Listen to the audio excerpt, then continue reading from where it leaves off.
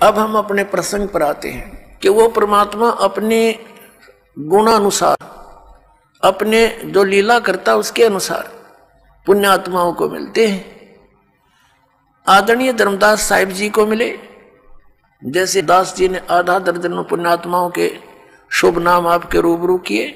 उनमें से आदरणीय धर्मदास साहिब जी बांधवगढ़ मध्य प्रदेश के रहने वाले थे।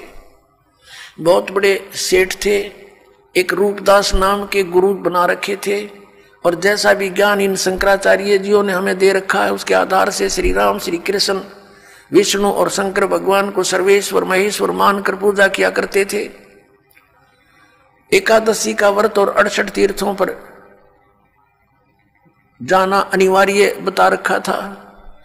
उसी ज्ञान से प्रेरित वो पुण्यात्मा आदरणीय धर्मदास साहिब जी तीर्थ करते हुए बांधवगढ़ से पैदल चले और मथुरा में पहुंच गए, वृंदावन मथुरा। और जहां पर श्री कृष्ण जी गौओं को पानी पिलाया करते थे, स्वयं भी उसमें नहाया करते थे, क्योंकि पहले तालाबों से ही स्वयं भी पीते थे और पशु भी उसी में पीते थे, उसी में नहाते थे। बड़े सरोवर हुआ करते थे तो वो कोई हानि नहीं करते थे। अब उस सरोवर में स्नान करने के लिए अपने गुरुजी के द्वारा बताए गए भक्ति मार्ग के आधार से मथुरा में पहुंच गए। उस जोड़ में नहाए, तालाब में स्नान किया और बाहर आकर के कुछ स्थान लीप्या, गाय के गोबर और मिट्टी मिला करके कुछ पवित्र बनाया स्थान। उस पर बैठकर अपना नित्य कर्म करने लगे, जो भी उनके गुरुदेव ने बता रखा था। उसमें पहले तो शालिग्राम की पूजा की, भगवान विष्णु की मूर्ति की, उसकी पूजा की, उसको नवाया दवाया, खूब सुथरे नए कपड़े पहना दिए मूर्ति को। भगवान विष्णु की मूर्ति ठाकुर जी बोलते हैं उसको।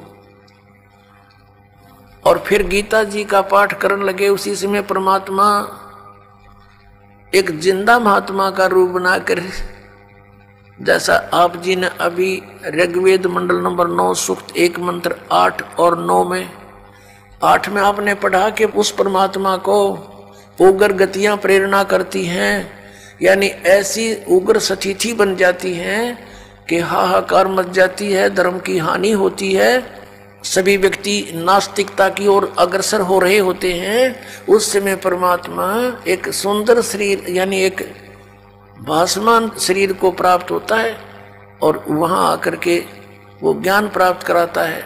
तो उससे क्या होता है कि वो परमात्मा 3 प्रकार के शरीर से सबका वारण करता है, कल्याण करता है। एक तो आपको बता, सतलोक में परमात्मा रहते हैं, उसके एक रोमकूप में करोड़ सूर्य मिराज, करोड़ चंद्रमा, ऐसा उनकी शोभा है, इतना प्रकाश है उनके बॉडी का, शरीर का, साकार है, मनुष्य दृश्य। और दूसरा आपको बता, शिशु रूप धारण करके आते हैं, वो दूसरी प्रकार के फिर लीला में बड़े होते हैं। एक जनसाधारण की लीला प्रत्येक युग में करते हैं, उसी नाम से वो प्रसिद्ध रहते हैं और ज्ञान भी प्रचार करते हैं, जिस कारण से वो काव्यों के माध्यम से, लोकोक्तियों के माध्यम से अपना ज्ञान प्रचार करते हैं, जिससे वो प्रसिद्ध कवि भी कहलाते हैं। ऐसा वेदों में लिखा है। ऋग्वेद मंडल नंबर 9 सूक्त 96 में 96 के मंत्र 16 से लेकर और 20 तक ये स्पष्ट उसमें किया हुआ।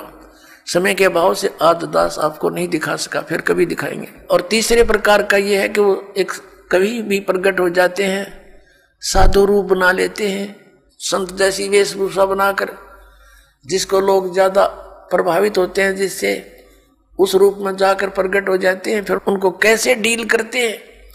यदि वो जाते ही किसी को कह दें कि तेरा ज्ञान गलत है तो कोई नहीं सुने, लड़ पड़े, काल ने इतने भ्रमित कर रखे। तो परमात्मा ने जाकर के साधु रूप बना करके एक जिंदा महात्मा का रूप बनाकर, जिंदा महात्मा मुसलमानों में होते हैं, विशेषकर काला ओवरकोट पहनते हैं। एक काला ओवरकोट पहनते हैं पूरा घुटनों से नीचे तक का, एक काला कच्छा पहनते हैं अंडरवियर, और एक काला टोप रखते हैं ऐसे चोटे से वाला। ये वेशभूषा होती है जिंदा संत की। तो जिंदा महात्मा का रूप बना के, जिंदा महात्मा का धर्मदास जी को मिले। वहां बैठ के थोड़ी सी दूरी पर जब धर्मदास जी ने अपना नित्य कर्म कर लिया और बड़े ध्यान से सुन रहे थे, भगवान ऐसे गर्दन कर रहे थे, तो धर्मदास जी ने सोचा ये मुसलमान भक्त हमारी गीता जी के ज्ञान से बड़ा प्रभावित हो रहा है। उसने और ऊंचे स्वर से गीता जी का ज्ञान विद, वैसे तो ये संस्कृत पढ़ा करते हैं नित्य पाठ में, जब देखा कि बड़ा श्रद्धालु है और थोड़ी सी दूरी पर इसलिए बैठे कि हिंदू लोग मुसलमानों से नफरत करते हैं कि ये मांस मिट्टी खाते हैं, जीव हिंसा करते हैं, इसलिए विशेषकर ये साधु संत भक्त उनसे दूरी बना कर रखते थे। इस आधार से भगवान के कहीं धर्मदास बेदक ना जा, इसलिए दूर बैठ के अपने आत्माओं काल के द्वारा भ्रमित हम अज्ञानी आत्माओं को कैसे अपनी शरण में लेते हैं, भगवान कैसी लीला करते हैं वो दयालु। ऐसे ऐसे गर्दन हिला रहे थे, ऐसे ऐसे जैसे बहुत अच्छा आनंद आ रहा। तो धर्मदास जी ने अनुवाद भी शुरू कर दिया जैसा अपने गुरु जी से सुना था। जब उसने अपना नित्य कर्म कर लिया सुबह का, परमात्मा ने निकट जाकर थोड़ी सी दूरी बनाकर कहा कि हे महात्मा जी, क्योंकि धर्मदास जी लगभग 60 वर्ष के हो चुके थे, 62-63 वर्ष के उस समय, और उन्होंने अपना जो गुरु बना रखा था रूपदास जी वैष्णव परंपरा के थे। वह उन्होंने गले में कंठी डालने के लिए दी जाती है वैष्णव परंपरा की एक पहचान होती है उपदेशी की, एक तुलसी के मनिये की, तुलसी के लकड़ी के मनिये की, मणके की एक ही मणका होता है और सूत में डाला जाता है धागे में। तो उससे पहचान थी वैष्णव महात्मा की। और तिलक ला रखे, जैसे आपने शंकराचार्य लाए देखे ऐसे वही लगा रहे थे। तो वही रूपदास जी भी सरस्वती थे जैसे उनके गुरु जी, तो उसी जैसा वेशभूषा वो स्वयं भी बनाकर एक साधु संत जैसा लग रहा था। तो परमात्मा ने कहा, हे महात्मा जी, आपका ज्ञान अद्वितीय है, मुझे बड़ा आनंद आया है। मैं भटक रहा हूं, मुझे कहीं मार्ग नहीं मिल रहा, मुझे कोई किसी धर्म मजहब से कोई लेना देना नहीं, मुझे तो अपना कल्याण चाहिए, मुझे कुछ मार्गदर्शन करो। अब धर्मदास जी ने सोचा भाई ठीक है, जब इतनी तड़प है इसके अंदर, फिर वो लगे बताने कि हमारे गुरुदेव ने ऐसे बता रखा है, 68 तीर्थ का तो मैं यात्रा पे निकला हूं, 68 तीर्थों पे स्नान करूंगा और उनमें से एक तीर्थ हमारा ये मथुरा का ये तालाब भी है, मथुरा भी है। इसके बाद मैं वृंदावन के अंदर गोवर्धन का चक्कर लगाऊंगा। भगवान श्री कृष्ण ने गोवर्धन यानी गिरिराज को हाथ पर उठाया था। और फिर मैं बरसाना जाऊंगा राधा से सिफारिश लवाने के लिए, राधे राधे श्याम मिला दे, क्योंकि राधा जी बरसाने की लड़की थी, श्री कृष्ण से मिलने आया करती थी वृंदावन में, मथुरा में। अब राधा ही मुश्किल से मिल पाया करती, किधर वो पीठ के भगवान श्री कृष्ण थे, और ये सिफारिश लवाने जाओ राधा थे, वह राधा ने कृष्ण देखी से बोले आदमी ऐसे भ्रमित कर रखे, राधे राधे श्याम मिला दे, राधे श्याम मिलाओगी, जब वो श्याम मिलेगा, और वो श्याम मिल भी गया तो के केला टूटेगा। हमारे वेद बतावे, गीता बतावे कि इन भगवान से मोक्ष नहीं। और परमेश्वर कबीर जी ने कहा था, गुण तीनों की भक्ति में ये भूल पड़ो संसार, कह कबीर निज नाम बिना कैसे उतरो पार, तीन देव की जो करते भक्ति उनकी कबू ना हो मुक्ति। अब धर्मदास जी बता रहे हैं। और उसके बाद एकादशी का व्रत रखता हूं मैं, ये बहुत ही उत्तम व्रत है, इसके रखने से मोक्ष हो जाता है। श्राद्ध निकालते हैं, सब क्रियाएं करते हैं हम, और राम कृष्ण का जाप जपते हैं, हरे कृष्ण हरे राम राम राम राधे श्याम सीता राम हरे राम, ये हमारे मंत्र हैं। ओम नमः शिवाय।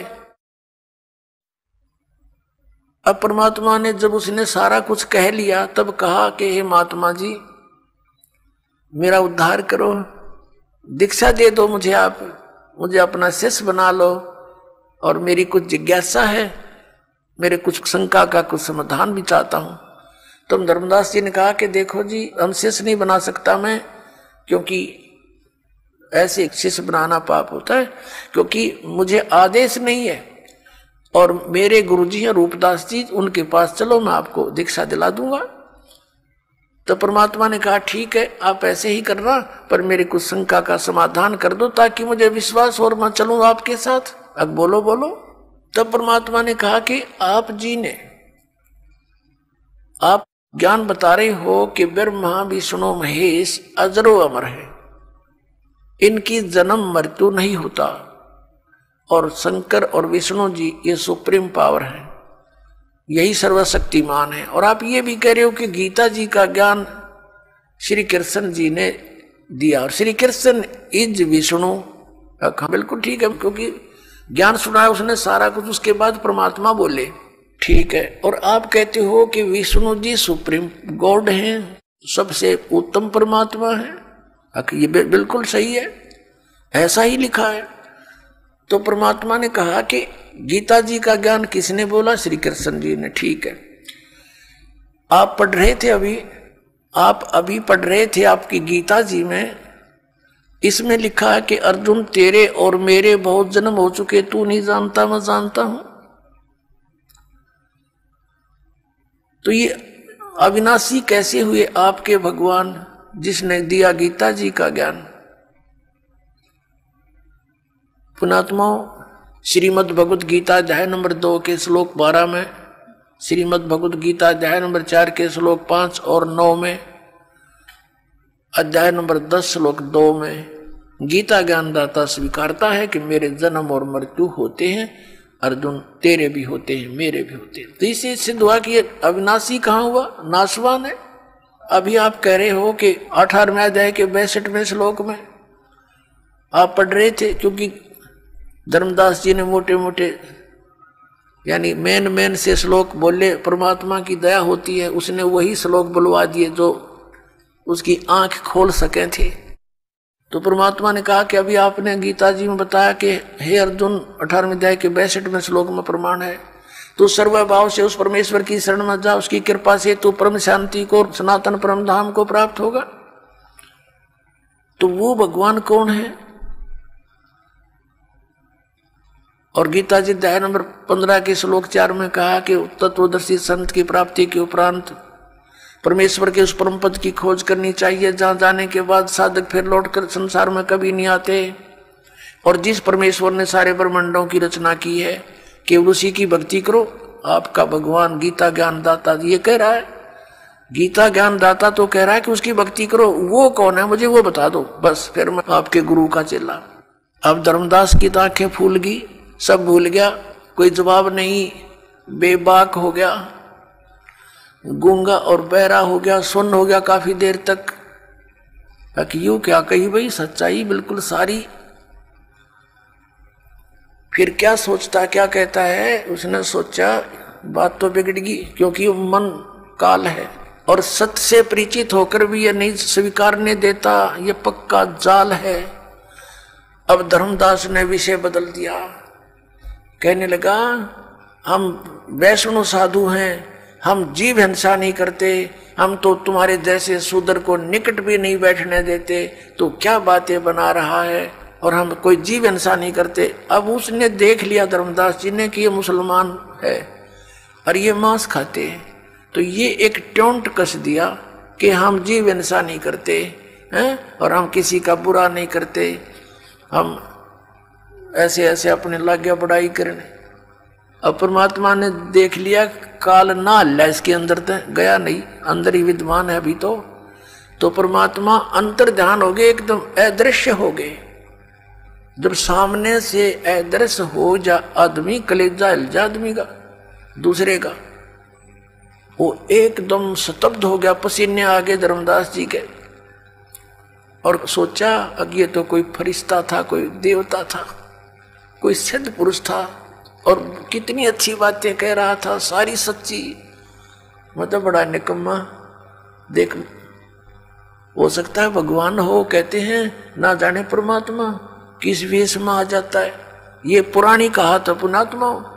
तो परमात्मा निराकार क्यों करो यार? जब सारे प्रमाण मिलन लग रहे हो, ना जाने किस वेश में कब आ जावे, किस साधु संत के रूप में आ जावे।